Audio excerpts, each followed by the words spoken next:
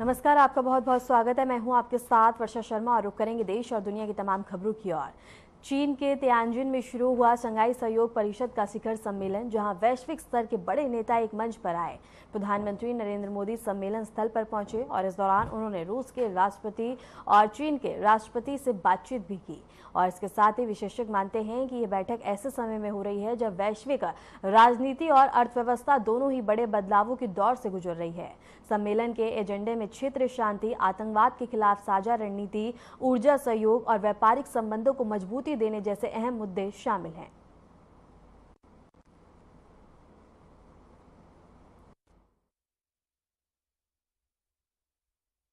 आतिथ्य सत्कार के लिए मैं राष्ट्रपति शी का हार्दिक आभार व्यक्त करता हूं। आज उज्बेकिस्तान का इंडिपेंडेंस डे है। कल किर्गिस्तान का राष्ट्रीय दिवस था। इस अवसर पर मैं दोनों लीडर्स को बधाई और शुभकामनाएं देता हूं। एक्सेलेंसी, पिछले 24 वर्षों में एससीओ का पूरे यूरेशिया क्षेत्र की एक्सटेंडेड फैमिली को जोड़ने में बहुत महत्वपूर्ण योगदान रहा। भारत ने एक सक्रिय सदस्य के रूप में हमेशा कंस्ट्रक्टिव और सकारात्मक भूमिका निभाई है। एससीओ को लेकर भारत की सोच और नीति 3 मुख्य स्तंभों पर आधारित है। एससीओ, एस सिक्योरिटी, सी कनेक्टिविटी, ओ अपॉर्चुनिटी। पहले स्तंभ एस यानी सिक्योरिटी के संदर्भ में मैं कहना चाहता हूं कि सुरक्षा, शांति और स्थिरता किसी भी देश के विकास का आधार है। किंतु इस मार्ग में आतंकवाद, अलगाववाद और अतिवाद बड़ी चुनौतियां हैं। आतंकवाद सिर्फ किसी देश की सुरक्षा ही नहीं, बल्कि पूरी मानवता के लिए एक साझा चुनौती है। कोई देश, कोई समाज, कोई नागरिक अपने आप को इससे सुरक्षित नहीं समझ सकता। इसलिए आतंकवाद से लड़ाई में भारत ने एकजुटता पर बल दिया। इसमें एससीओ रेड्स की बहुत महत्वपूर्ण भूमिका रही। इस वर्ष भारत ने जॉइंट इंफॉर्मेशन ऑपरेशन को लीड करते हुए अल कायदा और इससे जुड़े आतंकी संगठनों से लड़ने का इनिशिएटिव किया। हमने रेडिकलाइजेशन के विरुद्ध समन्वय बढ़ाने और मिलकर कदम उठाने का भी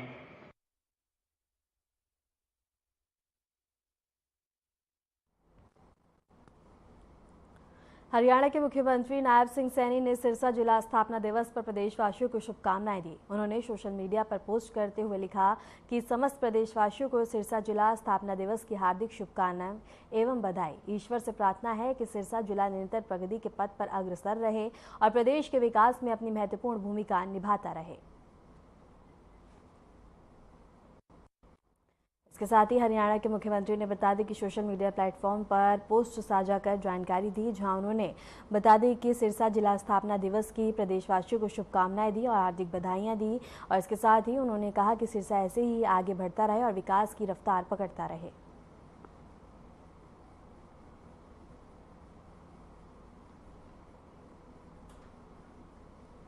रुक करेंगे बड़ी खबर की ओर। हरियाणा के मुख्यमंत्री नायब सिंह सैनी का किसान हितैषी फैसला देखने को मिला है। ई क्षतिपूर्ति पोर्टल 10 सितंबर तक खुला और इसके साथ ही बता दें कि किसानों ने दर्ज किए हैं दावे और 2.42 लाख एकड़ पर नुकसान पंजीकृत किए गए हैं। 12 जिलों में बता दें कि गांव शामिल हैं और पहले से 7 जिलों के गांव तक राजस्व अधिकारी बता दें कि करेंगे दावों का सत्यापन। विशेष जांच भी होगी और इसके साथ इस वक्त की बड़ी खबर है जहां अहम फैसला देखने को मिला है और इसके साथ ही ई क्षतिपूर्ति पोर्टल 10 सितंबर तक खुला है जहां बता दें कि गांव और इसमें गांव भी शामिल हैं और राजस्व अधिकारी इसमें दावों का सत्यापन भी करेंगे। विशेष जांच भी इसमें की जाएगी। इस वक्त की बड़ी खबर है जहां हरियाणा के मुख्यमंत्री नायब सिंह सैनी का किसान हितैषी फैसला देखने को मिला है और इसके साथ ही पोर्टल 10 सितंबर तक खुला है और पहले 7 जिलों के गांव तक और इसमें गांव शामिल हैं जहां जांच भी देखने को मिलेगी। राजस्व अधिकारी करेंगे दावों का सत्यापन। विशेष जांच भी की जाएगी। सबकी बड़ी खबर है जहां हरियाणा के मुख्यमंत्री नायब सिंह सैनी का हितैषी फैसला देखने को मिला है और 10 सितंबर तक खुला पोर्टल और इसके साथ इसमें गांव भी शामिल है जहां बता दें कि सत्यापन भी किया जाएगा और अहम जांच देखने को मिलेगी।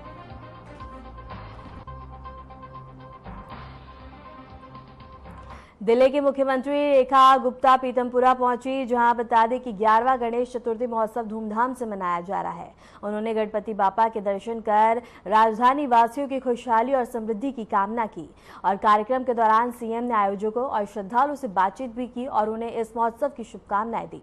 मंच पर सांस्कृतिक प्रस्तुतियों ने माहौल को और भी भक्तिमय बना दिया और पीतमपुरा में हर साल होने वाला यह महोत्सव दिल्ली की आस्था और संस्कृति का बड़ा केंद्र बन चुका है। यहाँ हजारों श्रद्धालु बापा के दर्शन करने के लिए जुटते हैं।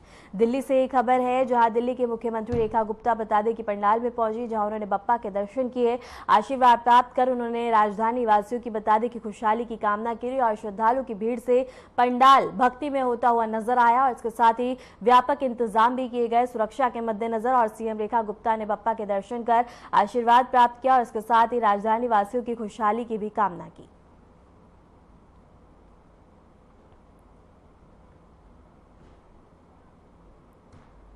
उत्तर प्रदेश के मुख्यमंत्री योगी आदित्यनाथ जनता से सीधे जुड़ने की परंपरा को लगातार आगे बढ़ा रहे हैं। लखनऊ स्थित मुख्यमंत्री आवास पर आयोजित जनता दर्शन कार्यक्रम में बड़ी संख्या में लोग अपनी शिकायतें और समस्याएं लेकर पहुंचे। सीएम ने एक एक व्यक्ति की बात ध्यान से सुनी और अधिकारियों को मौके पर ही कार्रवाई के निर्देश दिए।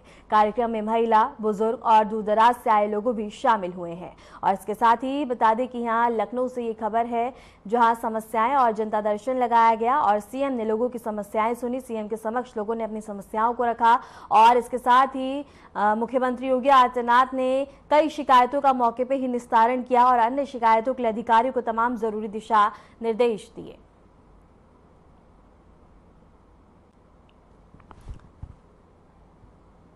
लखनऊ से ये खबर है जहां मुख्यमंत्री योगी आदित्यनाथ ने जनता दर्शन के दौरान लोगों की समस्याएं सुनी। फरियादी अपनी समस्याएं लेकर सीएम के समक्ष पहुंचे और इसके साथ ही बता दें कि जल्द से जल्द समस्याओं का निवारण और निस्तारण करने के लिए बता दें कि अधिकारियों को निर्देश दिए गए और इसके साथ ही बता दें कि सीएम योगी आदित्यनाथ जनता दर्शन दरबार लगाकर लोगों की समस्याओं को सुनते हैं ताकि लोगों तक हर योजना का लाभ पहुंच सके और उनको कोई भी परेशानी ना हो। और इसके साथ ही बता दें कि तमाम लोग यहाँ आते हैं और अपनी शिकायतें सीएम के समक्ष रखते हैं और आज भी बता दें कि सीएम ने जनता दरबार में तमाम लोगों की समस्याएं सुनी और उनकी समस्याओं को सुनने के बाद आश्वासन दिया और कई शिकायतों का मौके पे ही निस्तारण किया गया। तो अन्य शिकायतों के लिए बता दें कि और अन्य समस्याओं के लिए अधिकारी को निर्देश दिए ताकि जल्द से जल्द समस्याओं का समाधान निकाला जा सके। और इसके साथ ही बता दें कि कई समस्याएं देखने को मिलती हैं जनता दरबार के दौरान जहां सीएम योगी आदित्यनाथ कई समस्याओं का मौके पे ही निस्तारण करते हुए भी नजर आते हैं।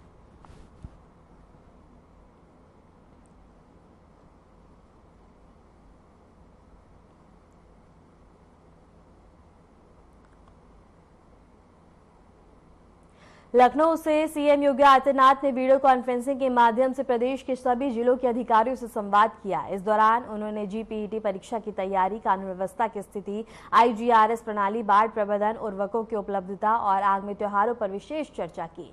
सीएम ने अधिकारियों को स्पष्ट निर्देश दिए कि परीक्षाओं को निष्पक्ष और शांतिपूर्ण तरीके से संपन्न कराना सरकार की प्राथमिकता है। साथ ही कानून व्यवस्था पर जीरो टॉलरेंस की नीति को सख्ती से लागू करने पर जोर दिया। बाढ़ प्रभावित जिलों की स्थिति की समीक्षा करते हुए सीएम ने राहत बचाव कार्यों में तेजी लाने और प्रभावित परिवारों तक तत्काल मदद पहुंचाने के निर्देश भी दिए। लखनऊ से खबर है, जहां सीएम योगी आदित्यनाथ ने समीक्षा बैठक करी और बैठक के दौरान अधिकारियों को तमाम जरूरी दिशा निर्देश दिए और परीक्षा पर भी सख्त निर्देश जारी किए गए। कानून व्यवस्था पर भी जोर देते हुए जीरो टॉलरेंस नीति अपनाने का भी आदेश दिया और बाढ़ राहत कार्य तेज करने के आदेश दिए गए। और लखनऊ से ये खबर है, जहां सीएम योगी आदित्यनाथ ने समीक्षा बैठक की और अध्यक्षता करते हुए उन्होंने अधिकारियों को तमाम जरूरी दिशा निर्देश दिए। जहां बता दें कि उन्होंने लगातार हो रही मूसलाधार बारिश में बाढ़ जैसे हालात बनने और लोगों को काफी ज्यादा परेशानियां हो रही हैं, उनके लिए राहत कार्य तेज करने के लिए निर्देश दिए। तो वहीं दूसरी ओर उन्होंने कानून व्यवस्था पर भी फोकस किया, जहां उन्होंने जीरो टॉलरेंस नीति को दोबारा से दोहराया और सख्त निर्देश दिए कि कोई भी अपराध देखने को ना मिले। और इसके साथ ही बता दें कि परीक्षा को लेकर भी सख्त निर्देश दिए गए ताकि छात्रों को किसी भी तरह की परेशानी ना हो। और ये समीक्षा बैठक में बता दें कि कई अहम चीजें देखने को मिली और आगामी त्योहारों को लेकर भी तमाम जरूरी दिशा निर्देश दिए गए अधिकारियों को, ताकि त्योहारों के दौरान कोई भी समस्या या कोई भी आपात स्थिति ना उत्पन्न हो। और इसके साथ ही समीक्षा बैठक के दौरान बता दें कि तमाम अधिकारी मौजूद रहे बैठक में और जहां सीएम योगी आदित्यनाथ ने निर्देश दिए।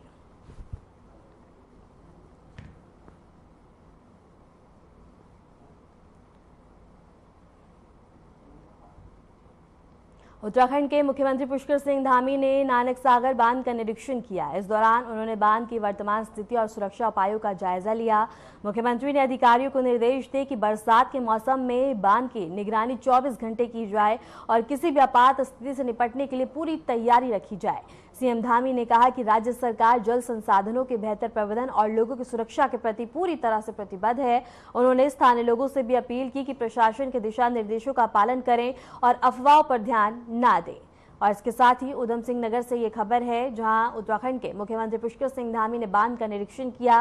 निरीक्षण के दौरान उन्होंने सख्ती बरतने और तमाम निर्देश दिए और इसके साथ ही सुरक्षा परखी उन्होंने, जहां सुरक्षा और भी ज्यादा मजबूत करने के लिए निर्देश दिए गए और बरसात में चौकसी बढ़ाने के निर्देश दिए ताकि कोई भी परेशानी स्थानीय लोगों को ना हो। और इसके साथ ही संसाधन प्रबंधन पर सरकार प्रतिबद्ध है और अफवाहों से बचने की सलाह और अपील भी की गई है।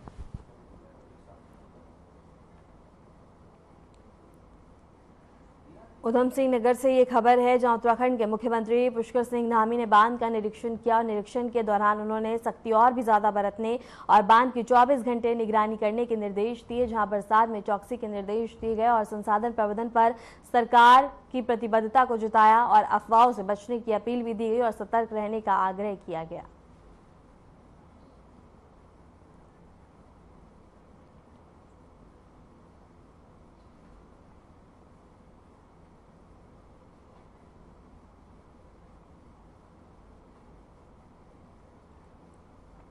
मुरैना में पूर्व प्रधानमंत्री अटल बिहारी वाजपेयी की याद में एक विशेष कार्यक्रम आयोजित किया गया। इस अवसर पर मुख्यमंत्री मोहन यादव ने अटल जी की प्रतिमा का अनावरण किया और सीएम ने कहा कि अटल जी न केवल एक महान राजनेता थे, बल्कि साहित्य, कविता और भारतीय लोकतंत्र की आत्मा के प्रतीक भी थे। उनकी नीतियों और विचारों से देश को नई दिशा मिली। कार्यक्रम में बड़ी संख्या में लोग उपस्थित रहे। स्थानीय नागरिकों और पार्टी कार्यकर्ताओं ने पुष्प अर्पित कर अटल जी को नमन भी किया। और इसके साथ ही बता दें कि मुरैना में सीएम मोहन यादव ने प्रतिमा का अनावरण किया और इसके साथ ही उनको श्रद्धांजलि भी अर्पित करी। कार्यक्रम में भारी भीड़ देखने को मिली। सुरक्षा के व्यापक इंतजाम किए गए, जहां उन्होंने बता दें कि उनके संदेश पे जोर देते हुए कहा कि अटल जी एक महान व्यक्ति और इसके साथ ही उनको योगदान को भी याद किया गया। और इसके साथ ही उन्होंने बता दें कि उनको श्रद्धांजलि भी अर्पित करी श्रद्धा सुमन से। और इस दौरान भारी भीड़ देखने को मिली और सुरक्षा के मद्देनजर व्यापक इंतजाम किए गए।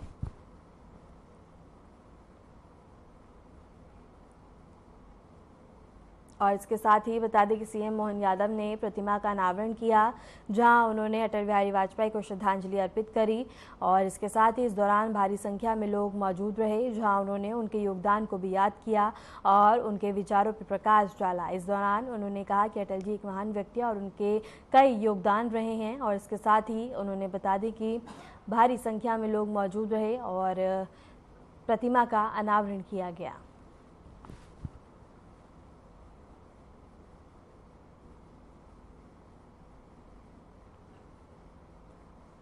जयपुर में सीएम भजनलाल शर्मा की अगुवाई में बीजेपी विधायक दल की अहम बैठक आयोजित हुई। यह बैठक विधानसभा के मानसून सत्र से पहले बुलाई गई थी ताकि विपक्ष के सवालों और सत्र के दौरान उठने वाले मुद्दों पर रणनीति तय की जा सके। सीएम ने विधायकों को सत्र में सरकार की योजनाओं और नीतियों को प्रभावी ढंग से प्रस्तुत करने के निर्देश दिए। साथ ही उन्होंने जनता से जुड़े मुद्दों पर सरकार की प्रतिबद्धता दोहराई। बैठक में विधायकों ने अपने अपने क्षेत्रों से जुड़े मुद्दों को भी मुख्यमंत्री के सामने रखा। माना जा रहा है कि सत्र के दौरान सरकार विपक्ष के हर हमले का जवाब देने के लिए तैयारी कर रही है। और जयपुर से ये खबर है, जहां मानसून सत्र की शुरुआत होने से पहले समीक्षा बैठक बुलाई गई, जहां बता दें कि विपक्ष के द्वारा उठाए गए सवालों को और इसके साथ ही उनका जवाब देने के लिए तमाम तैयारियां की जा रही हैं ताकि उनके हर सवालों का जवाब दिया जा सके। और इसके साथ ही रणनीति को रूपरेखा दी जा रही है। विपक्ष के सवालों पर चर्चा देखने को मिली है। जयपुर से ये खबर है, जहां मानसून सत्र की शुरुआत होने से पहले समीक्षा बैठक की गई, जहां मुख्यमंत्री भजनलाल शर्मा भी मौजूद रहे। और इसके साथ ही रणनीति को रूपरेखा दी जा रही है ताकि कोई भी सवाल अगर विपक्ष की तरफ से उठाया जाता है मानसून सत्र में तो उसका जवाब दिया जा सके। और इसके साथ ही जवाब देने के लिए बता दें कि रणनीति और चर्चा देखने को मिली।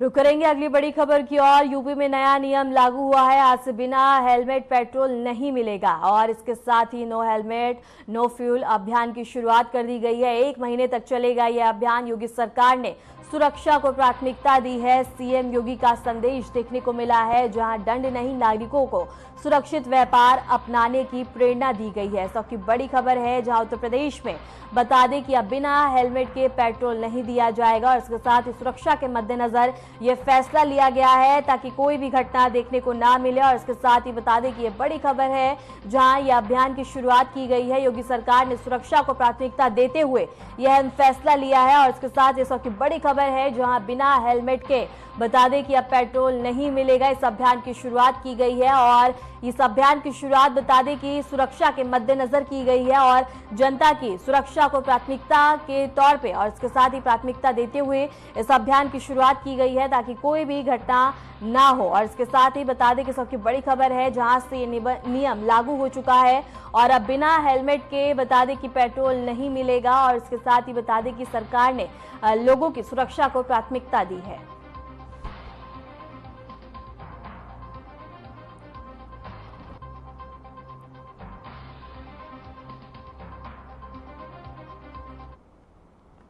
महाराष्ट्र में गणेश चतुर्थी का त्योहार इस बार भव्यता और उत्साह के साथ मनाया जा रहा है। मुंबई का सबसे लोकप्रिय गणेश पंडाल भक्तों की आस्था का बड़ा केंद्र बना हुआ है। यहाँ बप्पा के दर्शन के लिए श्रद्धालु का सैलाब देखने को मिल रहा है। लालबगचा के गणपति पंडाल तक पहुंचने के लिए भक्त लंबी लंबी कतारों में खड़े होकर नजर आ रहे हैं और कई श्रद्धालु सैकड़ों किलोमीटर दूर से केवल बप्पा के दर्शन के लिए मुंबई पहुंचे हैं। और ये तस्वीरें हम आपको मुंबई से दिखा रहे हैं, जहाँ बता दें कि गणेशोत्सव बड़े ही धूमधाम से मनाया जा रहा है। जहाँ बता दें कि केंद्र बना हुआ लालबगचा का दर्शन करने के लिए लोग दूर दराज से आ रहे हैं। लंबी लंबी कतारों में श्रद्धालु अपनी अपनी बारी का इंतजार करते हैं। और इसके साथ ही महाराष्ट्र में बता दें कि काफी ज्यादा भक्ति की गूंज देखने को मिल रही है। और इसके साथ ही बता दें कि सुबह से ही मंदिर में भक्ति की गूंज देखने को मिलती है और भक्तजन अपनी अपनी बारी का इंतजार करते हैं और इसके साथ ही बप्पा का दर्शन पूजन कर उनका आशीर्वाद प्राप्त करते हैं, अपने परिवार की खुशहाली की कामना करते हैं। इसके साथ ही मुंबई की तस्वीरें हम आपको दिखा रहे हैं, जहाँ गणेश महोत्सव बड़े ही धूमधाम से मनाया जा रहा है। लालबगचा के दर्शन किए जा रहे हैं, भक्तजन दूर दराज से आते हैं और इसके साथ ही बता दें कि तमाम व्यवस्था भी की जाती है ताकि कोई परेशानी ना देखने को मिले, क्योंकि ज्यादा भीड़ देखने को मिलती है और भीड़ को नियंत्रण करने के लिए प्रशासन मुस्तैदी से नजर आता है और तमाम निगरानी रखी जाती है ताकि कोई भी स्थिति ना उत्पन्न हो।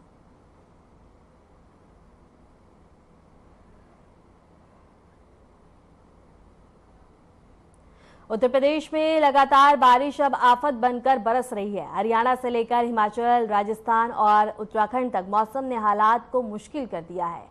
कई नदियां उफान पर है तो कई शहरों में जलभराव की समस्या घेराती जा रही है।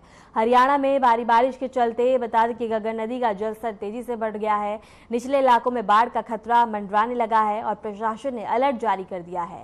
हिमाचल प्रदेश के मनाली में भी कई इलाकों में बारिश हुई है, जिससे लोगों को दिक्कतों का सामना करना पड़ा। राजस्थान के अजमेर और जोधपुर में लगातार बारिश से हालात काफी ज्यादा बिगड़ गए हैं। अजमेर में कई सड़कों पर पानी भर गया है, जबकि जोधपुर में जगह जगह जलभराव से यातायात बाधित हुआ है। उत्तराखंड के उधम सिंह नगर जिले की खटीमा में भी तेज बारिश हुई है, जिससे लोगों को परेशानी झेलनी पड़ रही है। मौसम विभाग ने आने वाले दिनों में और भी भारी बारिश की संभावना जताई है, लिहाजा प्रशासन ने लोगों को सतर्क रहने और सुरक्षित स्थानों पर जाने की अपील की है। और इसके साथ ही ये तस्वीरें हम आपको दिखा रहे हैं। पहली तस्वीर उत्तराखंड की है, दूसरी राजस्थान की है, तीसरी हरियाणा, चौथी हिमाचल प्रदेश की है। और इसके साथ ही बारिश का कहर देखने को मिल रहा है। और अगर हिमाचल की बात करें तो वहां पे भी काफी ज्यादा खतरा मंडरा रहा है। और इसके साथ ही चारों ही जगह पे बता दें कि लगातार मूसलाधार बारिश का कहर देखने को मिल रहा है, जिससे नदियां उफान पर हैं, अपने खतरे के निशान से ऊपर नदियां बह रही हैं। यातायात बुरी तरह से प्रभावित हुआ है, लोगों को आने जाने में दिक्कत हो रही है। स्कूलों को बंद किया गया ताकि छात्रों को कोई भी परेशानी ना हो।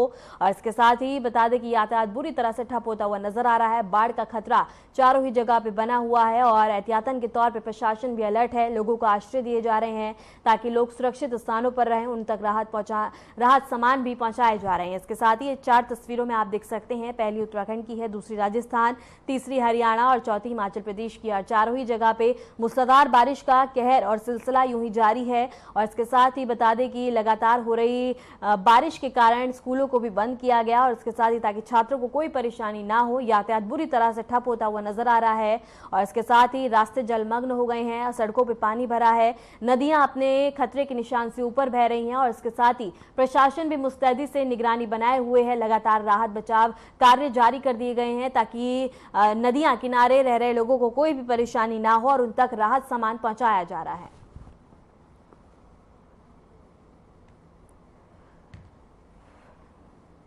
दिल्ली में यमुना नदी ने एक बार फिर से खतरे का निशान पार कर लिया है। लगातार हो रही बारिश और पहाड़ों से बढ़ते जलप्रवाह की वजह से नदी का जलस्तर तेजी से बढ़ रहा है। नदी का पानी खतरे के निशान से ऊपर पहुंचने के बाद निचले इलाकों में बाढ़ का खतरा मंडराने लगा है। प्रशासन ने प्रभावित इलाकों में अलर्ट जारी कर दिया है और लोगों को सुरक्षित स्थानों पर जाने की अपील की जा रही है। यमुना नदी किनारे बसे कई इलाकों में पानी भरना शुरू हो गया है। राहत बचाव दल सक्रिय कर दिए गए हैं और वहीं आपदा प्रबंधन की टीमों की भी मुस्तैदी रहने के निर्देश दिए गए हैं। दिल्ली से एक खबर है जहां यमुना का जलस्तर लगातार तेजी से बढ़ रहा है। बाढ़ का खतरा अब लोगों के लिए चिंता बनता हुआ नजर आ रहा है। और इसके साथ ही बता दें कि एहतियातन के तौर पर प्रशासन अलर्ट मोड पे है और यमुना के किनारे रह रहे लोगों के लिए बता दें कि राहत बचाव दल मौके पे सक्रिय है। तमाम व्यवस्था की जा रही है, उन तक राहत व सामान पहुंचाए जा रहे हैं ताकि कोई परेशानी ना हो। उनको आश्रयों में भेजा जा रहा है, सुरक्षित स्थानों पर शिफ्ट किया जा रहा है।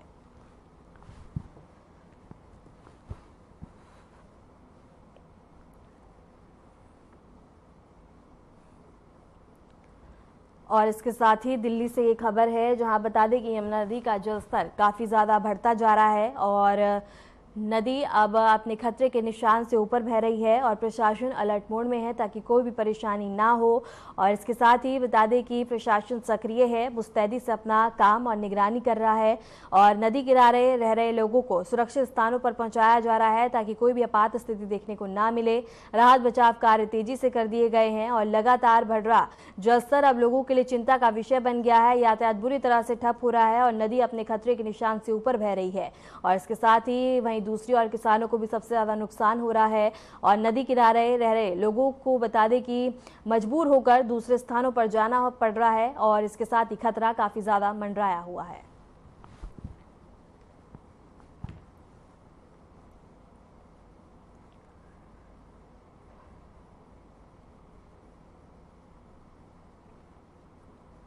रियासी जिले में चिनाब नदी पर बने सलाल बांध में लगातार बढ़ते जलस्तर के कारण सभी द्वार खोल दिए गए हैं। भारी बारिश और पहाड़ी इलाकों से आ रही पानी की वजह से जलस्तर खतरे के निशान के करीब पहुंच गया था। प्रशासन ने नदी किनारे रहने वाले लोगों को अलर्ट कर दिया है और सतर्कता बरतने की अपील की है। और इसके साथ ही चिनाब के तेज बहाव से निचले इलाकों में बाढ़ जैसी स्थिति पैदा हो गई है और इसके साथ ही अब प्रशासन अलर्ट मोड में है ताकि कोई भी परेशानी ना हो। रियासी और इसके साथ ही बता दें कि लगातार हो रही मूसलाधार बारिश के बाद खतरा काफ़ी ज़्यादा मंडराने लगा है और बांध के गेट खोल दिए गए हैं और इसके साथ ही अब जलस्तर अपने खतरे के निशान से ऊपर बह रहा है। निचले इलाकों में बाढ़ का खतरा बन गया है। स्थानीय लोगों में अब चिंता देखने को मिल रही है। प्रशासन ने लोगों को अलर्ट किया है और सतर्क रहने के निर्देश दिए हैं। इसके साथ ही बता दें कि खतरे वाले जगहों पर जाने से लोगों को मना किया है और इसके साथ ही बता दें कि बांध के सभी दरवार खोल दिए गए हैं ताकि कोई भी स्थिति उत्पन्न ना हो। और इसके साथ ही अब खतरा काफ़ी ज़्यादा मंडराने लगा है। निचले इलाकों में बाढ़ का खतरा है और प्रशासन ने लोगों को सतर्क किया है, अलर्ट रहने के निर्देश दिए हैं।